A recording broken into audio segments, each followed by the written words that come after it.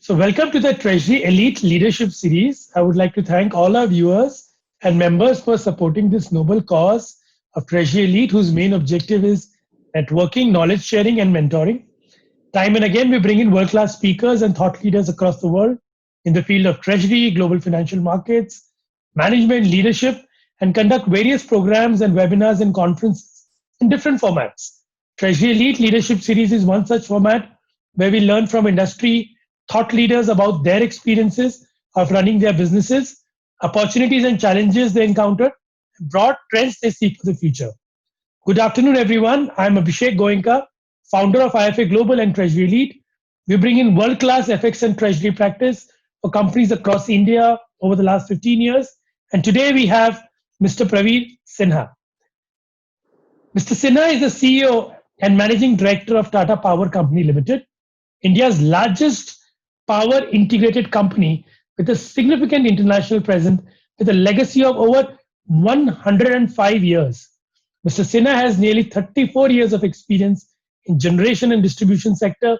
He's been responsible for developing and setting up greenfield and brownfield power plants in India and abroad. Prior to becoming the CEO and MD of Tata Power Company Limited, he has served as the CEO and MD of Tata Power Delhi Distribution Limited from April 2012 to 2018. Under his able leadership, under the able leadership of Mr. Sinha, Tata Power DDL has done several benchmark of performance levels such as 8.4% of AT&C loss level with average system availability of 99.97%, consumer metering 100%, which are the benchmark for Indian utilities. Mr. Sinha is also a strong votary of the uses of technology, and hence Tata Power DDL has been a front runner in the innovating and adopting several world-class technologies, including integrated advanced distribution management system, integrated GIS, advanced metering infrastructure, etc. Mr. Sinha is extremely passionate towards the inclusive growth of the society and has implemented numerous sustainability programs focusing on women empowerment, skill development for the youth and children, which has resulted in multifold increase in the number of beneficiaries to nearly 1.1 million people in the national capital. Mr. Sinha holds a master degree in business law and also a member of FMS Delhi and a member of Board of Governors at the Indraprasth Institute of Information Technology, Delhi. He's a research scholar at IIT Delhi and also a visiting scholar at MIT Boston, US. Welcome, Mr. Sinha. How are you doing today? Good afternoon, and thank you, Abhishek, for having me on the show. I'm doing fine, thank you, and I hope all of you are safe and doing fine. Sure, sir. Glad to have to learn from your experiences. So my first question to you, sir, is that over the last many years, you have had various experiences with people, with technology, with different business roles. So we would love to know about your transition across various roles, your career progressions, and three major learnings over all these years that you have gathered. Okay, let me start with what I have been doing in last 12 years. I was in 2007 to 2012, in the beginning of 2012, I used to head the projects in Tata Power, the Eastern Region projects. And we did large number of projects over there in Maithon, in Jojobera, in Haldia, in Odisha. We also did a project in Bhutan. So this was a unique experience in the sense that doing greenfield projects or even expansion projects that we did in Jojobera, in Jamshedpur, you end up working with large number of people, and they are your own employees, there are contractor employees, there are large number of technology partners who come and work with you. And they come from very diverse background. And there is a huge amount of learning that has to be done in terms of how do you take care of their requirement, as well as how do you ensure that the project is done. Also, when you are doing these new projects, greenfield projects, it has its own challenges. In India, land acquisition is an issue. and there are a number of aspects relating to the socio-economic development locally, the relief and rehabilitation work that needs to be done. So I think you develop a very good understanding as to how you have to get to the community and get them involved in the growth aspect. It cannot be that you are growing, you are developing your plant, but the people and the community around you are not benefiting from that. So Right. the first important aspect is how do you bring growth to them also, and they become an integral part of the growth program that you are implementing.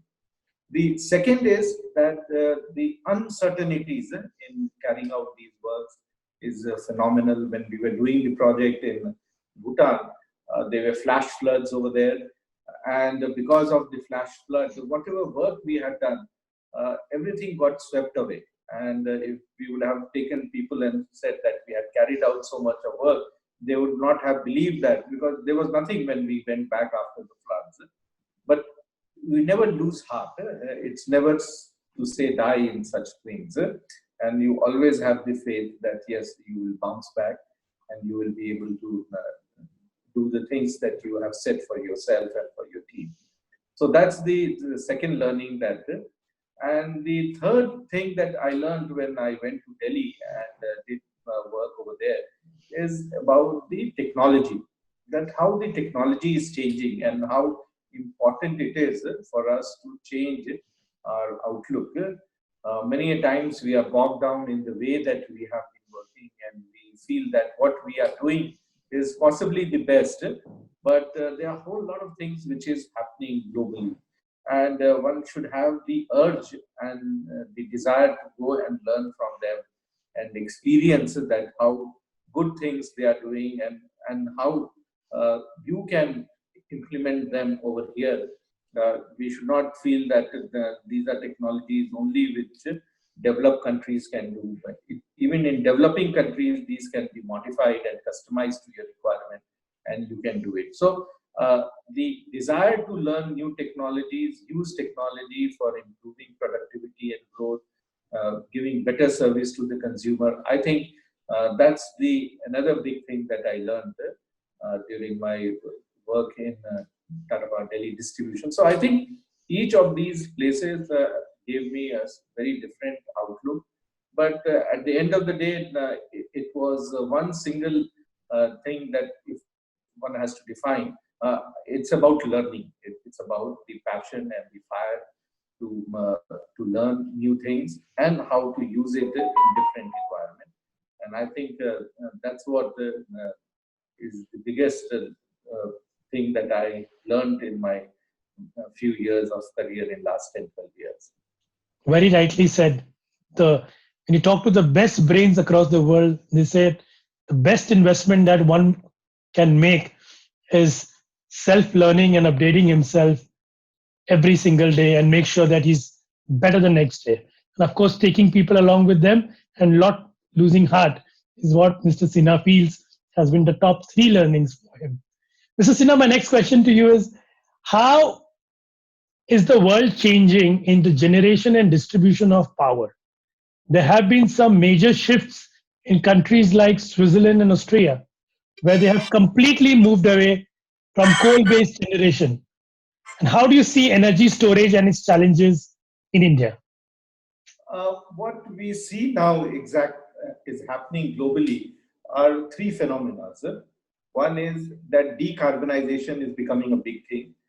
People globally are now talking that how do they move away, especially from coal, and they don't want new coal-based plants or expansion of existing plants. So that is the one big thing that is happening. The second big thing that I'm seeing is that decentralization. Earlier times, we used to have large generating plants. Now, because of technology, there is an opportunity for people that you can have at different locations distributed generation, which can be in cities, in villages, in semi-urban areas.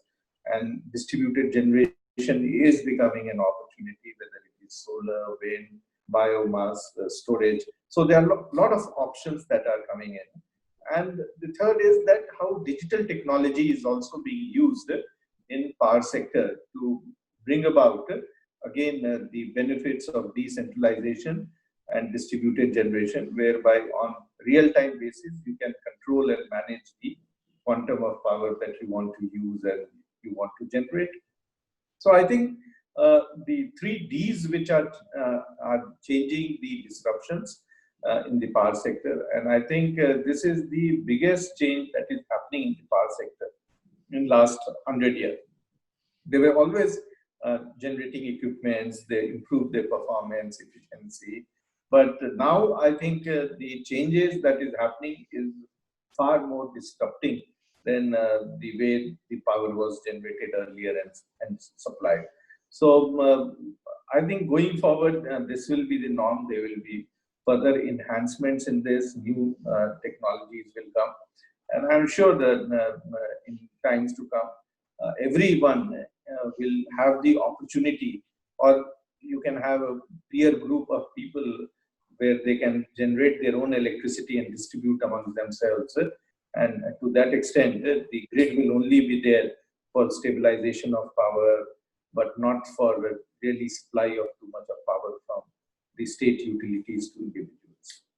So the monopolistic world of power distribution is going to end now, and probably everybody can generate their own power and pass on to the respective places if they want.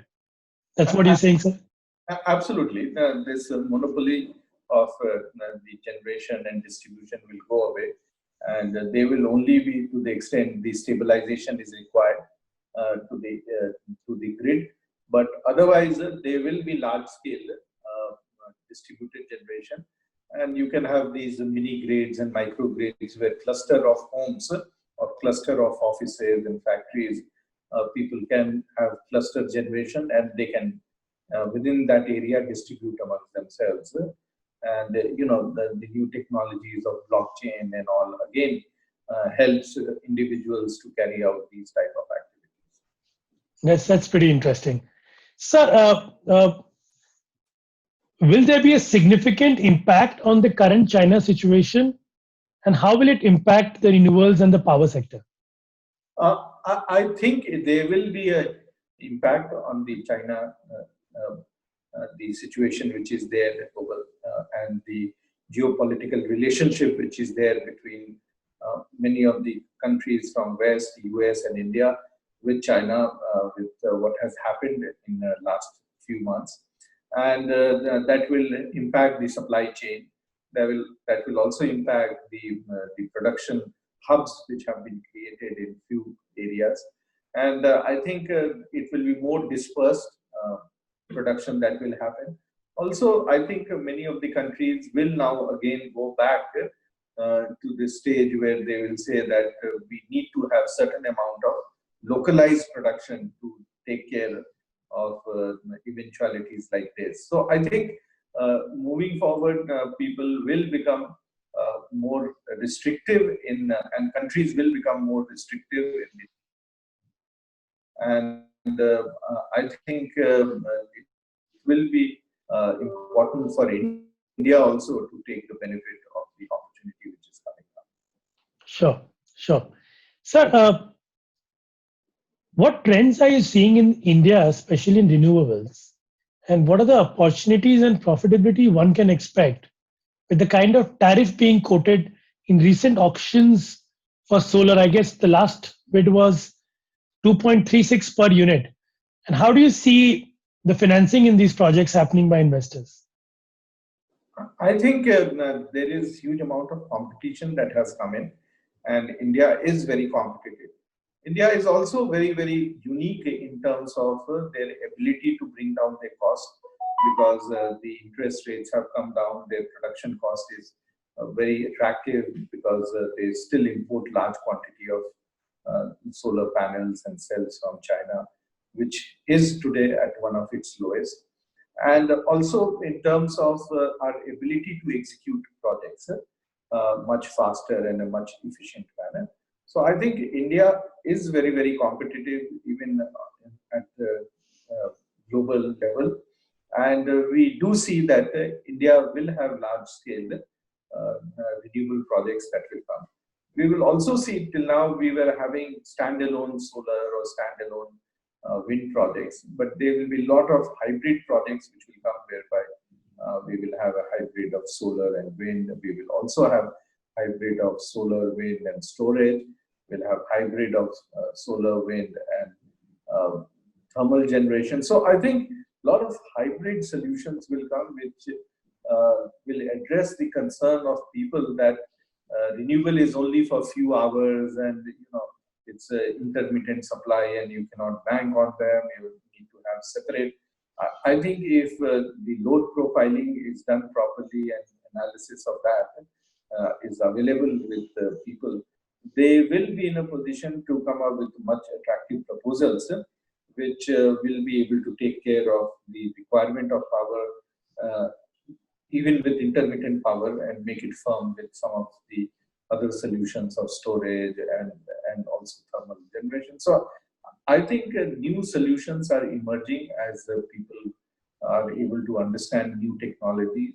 And going forward, many of these new solutions will become very, very attractive and cost effective.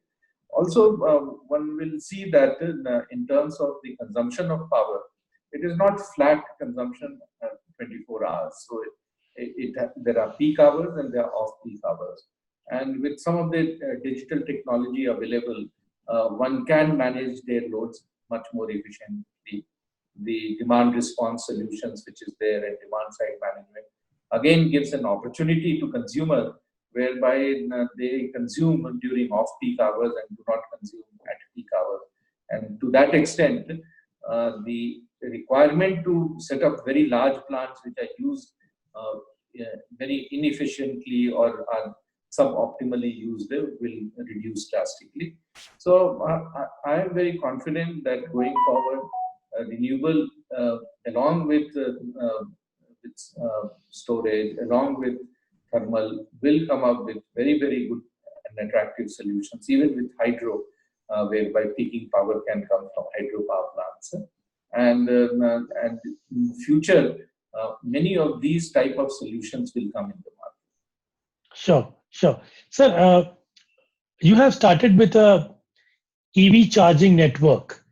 I mean, can you take us through your journey and what do you plan to build and what opportunities does it have for the Indian consumer?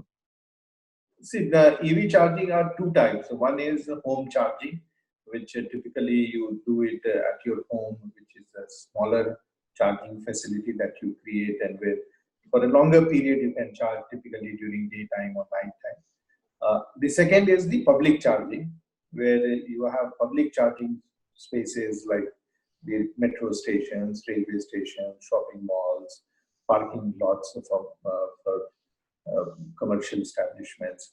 So those places you will have the fast charging system, and those are the ones where you need to ensure that how effective utilization of those assets takes place. Today, the penetration of electric vehicles is not so large, and that's why the public charging has not come to such a large extent. Fleet charging, home charging is something that has become a little more popular.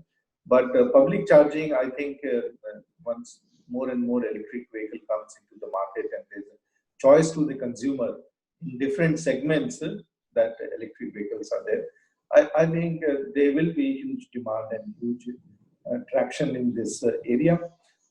We ourselves have put about 170 chargers, and these are public chargers in 20 cities.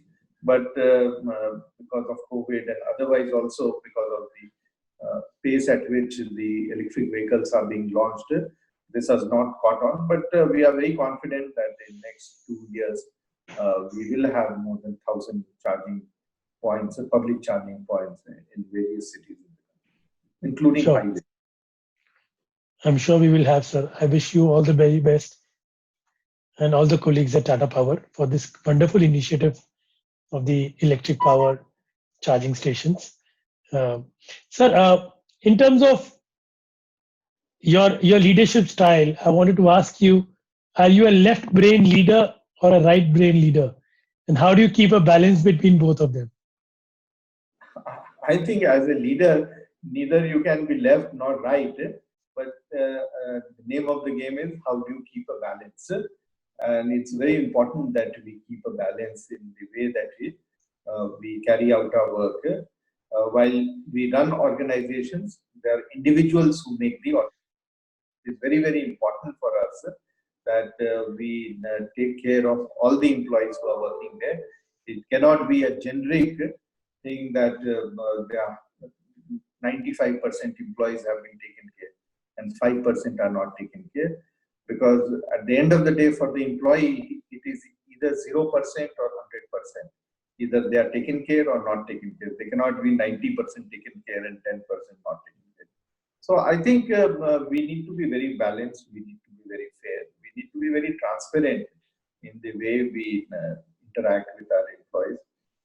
Policies should be such which again should be employee friendly, not policy for the sake of policy, but policies which give benefit to the employees, their family members, and helps them to grow and perform better in the organization.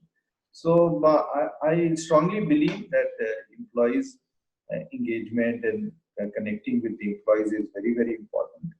And I feel that as organizations and as senior management, we should reach out to our employees, even if it means that we give them some benefits or some other extra incentives, because the benefit has to be towards the employee, and that then only you will get committed and a loyal employee who is ready to give everything to the organization.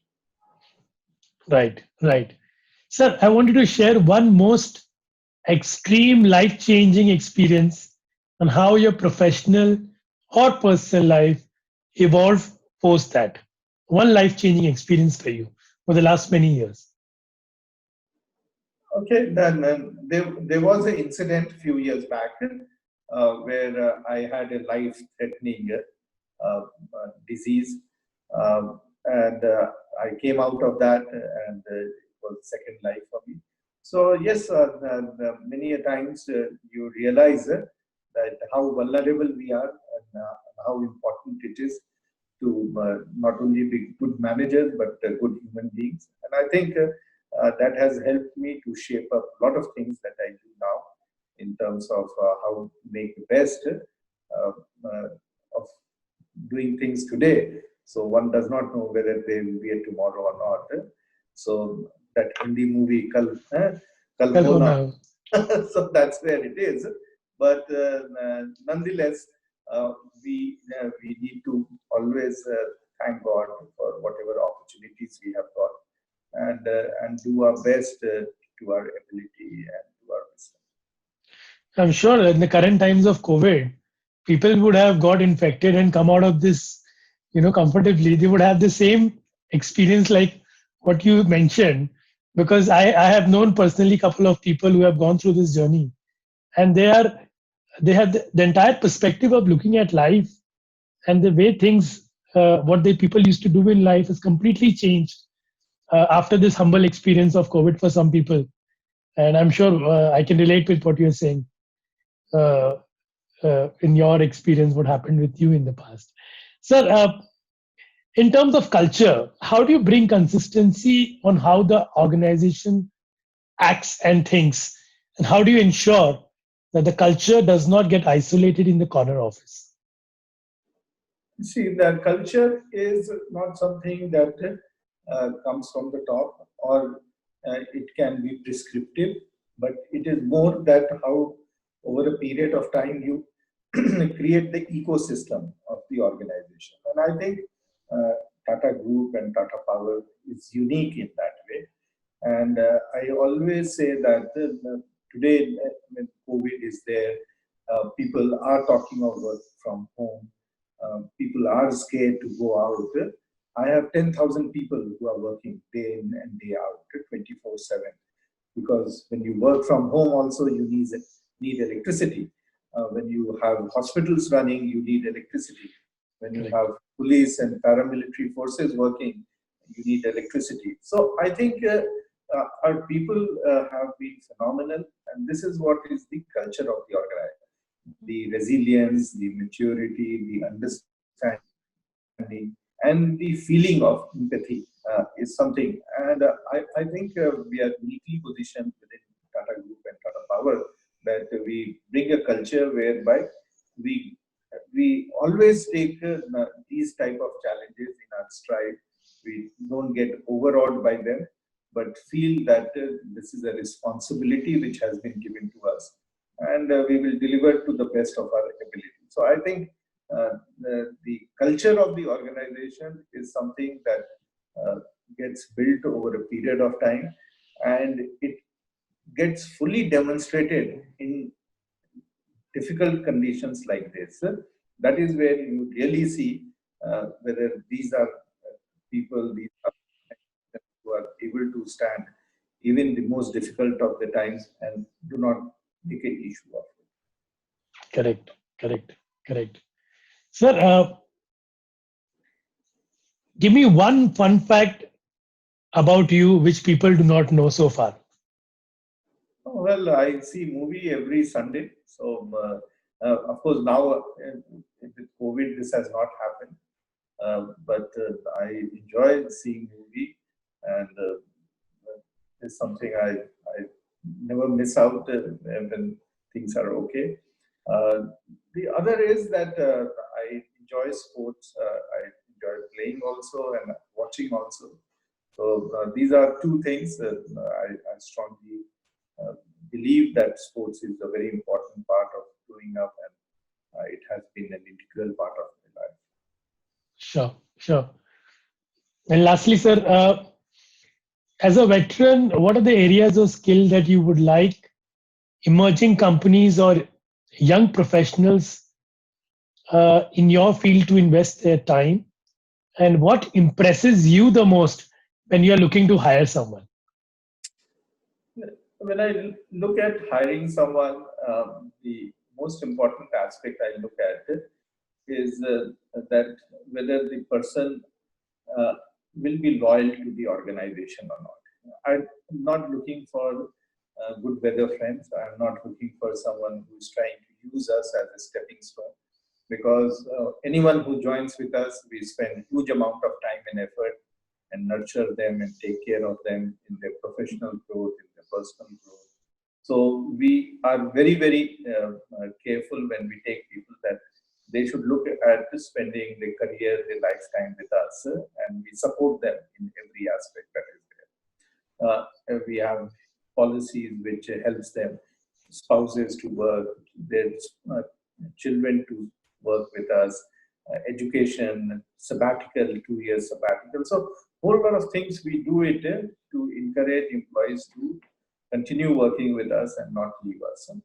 So that's the most important criteria. I don't like people who have every 2 years or 3 years left job and are looking for a change to grow faster. The second thing is that as an organization, we always look at people who have the desire to learn. They may not be knowing everything, they may not be aware of everything, which is very normal, which is very, but there is a desire to learn new things, and uh, to that extent, they're ready to commit that sort of time and effort. We'll provide them all support. We'll provide them all sort of tools to encourage them. But important thing is that they should have the fire in the belly to learn, fire in the belly to perform, and fire in the belly to do new things, innovate, and we will give them the opportunity and platform to do that. Sure. So learning is a continuous exercise which Mr. Sinha regularly advocates. And being consistent in whatever role you are. I mean, shifting jobs obviously does not make sense. People realize it later in their career that the more shifts, your curve goes down. And of course, that fire in the belly to continuously learn and innovate is what a message he gives to young professionals who are aspiring to become something in the industry. So that was a great learning and thoughts from you, sir. It was a wonderful, wonderful discussion that I had with you. entire power sector, how things are evolving, what kind of new technologies, and what kind of management and leadership ethos one should follow. And lastly, the message to the young professionals. So, thank you so much, sir, for your lovely time that you spent with us and taking out time for us today. It has been a very, very enriching experience and learning for me personally to have this discussion with you. Thank you very much for having me on your show, and it was it's always a pleasure to come and chat with you. So thank you to you, and all the best, and stay safe and take care.